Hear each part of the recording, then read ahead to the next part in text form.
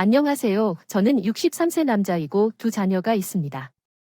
아들은 35세 남자이고 딸은 29세 여자입니다. 제 아들은 신부가 되었고 제 딸은 1년 전에 결혼했습니다. 그녀는 좋은 직업과 괜찮은 생활을 하면서 매우 유선형적인 삶을 살았습니다. 남자친구의 남자가 제안했을 때 우리는 모두 매우 행복했고 이제 두 자녀 모두 실제로 정착할 예정이어서 기뻤습니다. 이제 아내와 결혼하기 5개월 전에 계획했던 대로 전 세계를 여행할 수 있습니다. 제 딸 사샤가 오기로 했습니다. 집에서 그녀는 그녀와 그녀의 약혼자가 결혼식 비용을 나누어 쓰고 있다고 말했지만 그들은 새 집에 대한 계약금도 지불하고 있었기 때문에 그녀는 나에게 그녀의 결혼식 비용을 그녀에게 줄 수 있는지 물었습니다. 비용의 절반은 내가 그렇다고 말했습니다. 2달 뒤에 갚겠다고 했고 4개월이 지나도 갚을 말은 아내가 결혼식 때문에 스트레스를 많이 받을 테니까 결혼식이 끝날 때까지 시간을 좀 달라고 했다. 스트레스가 너무 많아서 결혼식 날이 오기를 기다리기로 했어요. 결혼식 날이 아름다워서 사샤에게 선물을 줬고 제 아들이 미사를 축하했는데 파티에서 완전 원형 순간 같았어요. 사샤가 평소에 하던 짧은 연설을 하더군요. 그녀는 모두가 와서 기뻐했고 자신이 큰 소녀이고 남편과 함께 전체 결혼식 비용을 혼자서 지불했다는 사실이 자랑스러웠는지에 대해 약간의 지적을 했습니다. 아내와 나는 결혼식 전체에 충격을 받았습니다. 우리가 결정한 거짓말은 무엇입니까? 그녀가 신혼여행에서 돌아온 후 잠시 놓아주기 위해 나는 그녀에게 전화를 걸어 신혼여행에 대해 이야기하고 언제 갚을 것인지 물었습니다. 그녀는 단순히 내가 지금 짜증났던 것에 대해 갚으라고 말하고 그녀에게 상기시켰습니다. 3개월 전에 갚아야 한다고 하더군요. 아빠, 미안해요. 그게 당신의 결혼 선물인 줄. 새 차를 결혼 선물로 받았다고 상기시켜줬어요. 그녀는 왠지 기분이 상한 것 같았지만 부탁했어요. 1년을 더 지불할 시간이 더 지났고 그녀는 내 아내에게 돈을 주지 않았고 나는 그녀에게 상기시켰지만 그녀는 곧 지불하겠다고 말하면서 무시하거나 나중에 돈을 요구하는 것이 부끄럽지 않느냐고 우리를 감정적으로 조종했습니다. 이 모든 것을 아내는 나에게 잊어버리라고 했고 한 번만 더 물어보면 자존심에는 안 좋지만 은퇴. 큰 덩어리였고 2달 동안 기분이 상당히 우울했다고 말했습니다. 전에 사샤가 우리에게 전화해서 자신이 임신했다는 소식을 전했고 우리는 매우 기뻤습니다. 그런 다음 그녀는 도시에 있는 이 멋진 펜트하우스 스위트룸에서 베이비 샤워와 성별 공개 파티를 함께 열 계획이고 분명히 남편의 부모님이 참여하고 있다고 말했습니다. 그래서 그녀는 우리에게 투투를 요청했습니다. 겁이 나서 미안합니다.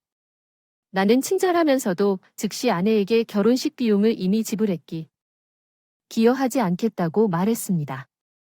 그녀는 너무 화가 나서 전화를 끊었습니다. 나는 좋은 펜트하우스가 아닙니다. 부유한 종류의 사람들은 그녀의 남편도 그의 가족도 아니기 때문에 여기서 무슨 일이 일어나고 있는지 모르겠습니다. 나는 사샤가 아내에게 전화하여 돈을 지불하도록 설득하라고 요청했고 분명히 아내가 가져갔습니다.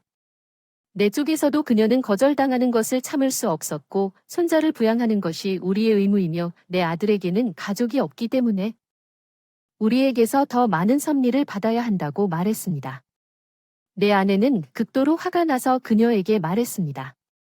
인생은 그녀를 중심으로 돌아가지 않았고 우리 자신의 은퇴 계획이 있다는 사실 사샤는 실제로 그녀가 몇 번 더 대담하게 전화했고 우리는 계속 거부했다는 사실에 웃었습니다. 나는 기분이 좋지 않았지만 내 입장을 고수했습니다. 베이비 샤워가 3개월 뒤에 있는데 궁금해요. 우리가 초대를 받았다면 아홀로피가 당신에게 거짓말을 하고 친절한 마음을 이용했다는 것을 알 것입니다. 만약 그녀가 당신에게 다가와 돈을 달라고 했다면 상황은 달랐을 텐데 당신에게서 빌린 것은 거짓말이었습니다. 결혼식에서 그녀가 모든 비용을 지불하고 당신에게 빚진 것을 갚기를 거부했다는 것에 대해 그녀는 멍청이처럼 들립니다. 그녀가 그런 돈을 감당할 수 없다면 베이비 샤워와 성별 공개 파티에 또 다른 기부를 요청하는 것은 언급하지 마십시오. 사치스러운 파티 어쨌든. 왜 거기에 가고 당신은 그것을 위해 돈을 기침하기를 기대합니까? 당신과 당신의 아내는 아마도 파티에 초대되지 않을 것이지만 그것이 당신을 너무 괴롭히지 않도록 해야 할 것입니다. 그렇지 않으면 당신과 당신의 아내는 파산할 것입니다. 사샤와의 관계를 유지하려고 노력하는 것을 멈추지 마십시오. 이야기 이나는 2,900만 명의 아이가 2명 있고 여자가 8명이고 남자가 5명입니다. 저는 수학과 의사이고 제 아내는 교사. 내 아내는 아이들과 다른 학군에서 일합니다. 아내의 학군에는 학년당 교사가 2명 있으므로 1명은 온라인으로 1명은 직접 수업하기로 결정했습니다. 제 아이들 학교는 온라인이지만 아내만 온라인 교사로 선택했습니다. 유치원에 가서 아이들을 위해 베이비시터를 고용할 필요가 없을 텐데, 글쎄요, 베이비시터가 거기에도 없는 것 같아요. 아이들이 모든 일에 대해 나에게 전화하고 그들의 엄마는 그들을 전혀 감독하지 않습니다. 알겠습니다. 동시에 그녀가 받아줄 수 있다는 것도 압니다. 그녀의 유치원생들이 과제를 할 때 또는 그런 일이 일어날 때 그녀가 말 그대로 그녀의 전화에 있다고 인정한 일을 할 때 2분 동안 확인하러 갑니다. 그리고 그녀가 전혀 아무것도 하지 않는다고 말하는 2쌍의 전화가 있습니다. 나는 그녀가 나에게 말하는 것만 압니다. 온라인 교육에 대해 설명하니 제가 틀렸을 수도 있습니다. 아이들은 화상통화과 전화를 모두 할 수 있고 직장에서도 계속 저에게 전화를 합니다. 인턴이 있는데 환자와 함께 있을 때 전화할 때마다 전화를 받는 경우가 많습니다. 보통 그는 아이들에게 그냥 이렇게 말합니다. 약속이 없어 긴급 상황이 아닌지 확인하기 위해 그를 데리러 오라고 할 때 일반적으로 구글 미팅에 대한 도움이 필요하지만 얼마 전 약속이 있기 직전에 딸이 전화해서 아들이 토했다고 말했습니다. 엄마를 했는데 그냥 전화하라고 하더군요. 아내에게 문자를 보내 아들을 확인하고 약속 장소로 갔습니다. 인턴이 딸이 아내가 집에 오라고 문자를 보냈다고 했지만 저는 약속 도중에 나가는 것이 허용되지 않습니다. 그날 남은 약속을 다시 잡아서 집에 가자마자 바로 집에 갔는데 5살짜리 아이가 배탈로 꽤 아팠습니다. 아내는 아직 수업 중이었습니다. 그녀가 일을 마치고 돌아왔을 때 우리는 큰 싸움을 벌였습니다. 당신이 궁금해할까봐 아이들은 수 없었습니다. 그녀는 내가 즉시 집에 와야 한다고 말했고 나는 그녀가 부모 중 1명에게 나머지를 가르치도록 했어야 했다고 말했습니다. 수업 시간에 그녀는 매일 아침 그들과 수업 계획을 공유합니다. 아이들에게 도움이 필요할 때 그녀가 모든 것을 버릴 수 없다는 것을 이해합니다. 하지만 그런 경우에는 아내가 원하지 않기 때문에 베이비시터를 고용해야 한다고 생각합니다. 다른 사람이 우리 아이들을 키우고 있어요. 며칠씩 우리 아이들이 죽지 않도록 보러 오는 것은 아이들을 키우는 것으로 간주되지 않는 것 같아요. 그리고 오늘 이후로는 아내의 자존심보다 우리 아이들의 안전이 더 중요하다고 느낍니다. 그리고 제 일은 45분입니다. 떨어져 있고 그녀는 이미 그들과 같은 집에 있었기 때문에 여전히 그녀가 도와야 한다고 생각하지만 나도인가요? 이혼을 제안하지 마십시오. 결혼 상담에 대해 생각할 것입니다. 하지만 이혼이나 점점 커지는 것 같습니다. 서브에 너무 많은 것이 있고 여기서는 완전히 선택 사항이 아닙니다. 이것은 걱정과 친절의 장소에서 의미하지만 귀하의 자녀는 방치되고 있습니다. 두 부모는 모두 풀타임으로 일하고 있으며 아이들이 육체적으로 혼자는 아니지만 감독을 받고 있지 않습니다. 낮에 자녀를 돌봐줄 사람을 고용해야 하는 경우 두 사람 모두 나중에 할 수 없는 일이 있거나 자녀의 필요사항을 충족하기. 옆으로 미뤄둘 수 없는 일이 있는 경우, 직장을 떠나기에는 너무 멀리 떨어져 있는 경우 아이들과 당신의 아내는 다른 방에 있어도 떠날 수 없을 것입니다. 유일한 해결책은 보육시설을 찾는 것입니다. 아이들이 매일 하루 종일 스스로를 부양해야 하는 것은 공평하지 않습니다. 지금은 아무도 당신의 아이들을 키우고 있지 않습니다. 그들은 너무 어려서 혼자 있기에는 당신의 아내가 아픈 아들을 확인할 수 없었고, 옆방에 있을 때 그것을 하기 위해 당신이 45분을 운전해야 한다는 사실이 당신의 아내가 있다는 것이 말도 안 됩니다.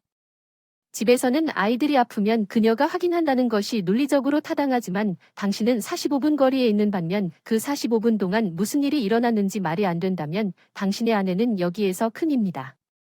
당신은 즉시 집에 올 수 없었지만 약속을 조정하고 최대한 빨리 왔습니다. 아내는 같은 집에 있었고 당신은 신경 쓰지 않았습니다. 아이들에게 연락하라고 말하는 것 외에 제 아내는 연락하기를 원하지 않습니다. 다른 사람이 자녀를 키우고 있다는 생각이 마음에 들지 않습니다. 제가 틀렸을 수도 있지만 작성하신 내용으로만 보면 아내도 자녀 양육을 하지 않는 것 같습니다. 단지 당신은 그녀가 고용을 피하기 위해 집에서 가르치기로 결정한 것입니다. 유모는 자신이 자녀를 키울 사람이 되고 싶었기. 자신이 선택한 선택에 부응하기 시작하고 집에서 45분 거리에서 일하는 부모가 부모보다 접근하기 더 쉽다면 실제로 자녀를 키워야 합니다. 다음 방은 완전 위험한 곳이 아니라 아내와 진지하게 대화해야 합니다. 아내가 집에 머물기로 선택한 근접성에 따라 양육 책임을 분담하는 것에 대해 아내는 실제로 집에 있어야 합니다. 어린아이들이 그렇게 할 의향이 없다면 유모를 고용해야 합니다. 모든 것을 내려놓고 집에 돌아와서 작은 일을 처리하는 것은 비현실적입니다.